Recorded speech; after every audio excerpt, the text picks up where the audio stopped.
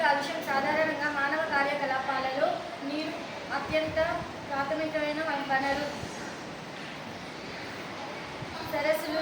సరస్సులు, నదులు, భూగర్భ జలాలు, జలాశయాలు వంటివి నీటి వనరులలో ప్రధానమైనవి.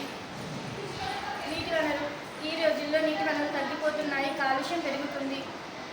అధిక శాతం నీటిలో కాలుష్య కారకాలను వాడడం వల్ల నీటి కాలుష్యం మరింత ఎక్కువగా క్షీణించిపోతుంది. ఇంకా నీటిలో నివసించే జలచరాలు అన్నీ కూడా మరణించే అవకాశం ఉంది. నీటి కాలుష్యం తగ్గించేందుకు తీసుకునే చర్యలు: నీటి కాలుష్యానికి సంబంధించిన పరికరాలను మరమ్మతు చేయడం, మార్చేయడం వంటివి చేయాలి. నీటి శుద్ధికి కావలసిన హైడ్రాలిక్ సామర్థ్యాన్ని పెంచాలి. మరియు నీటి కాలుష్యాన్ని కాపాడడానికి రైతులు క్రిమినాశక పద్ధతులను అవలంబించవచ్చు. మనం ఈరోజు నీరును కాపాడితేనే జీవితం కాపాడినట్టు. కావున మనం ఈ రోజు నుంచి నీటిని కలుషితం కాకుండా చేసుకుందాం. నీటి పరిరక్షణకు కృషి చేద్దాం.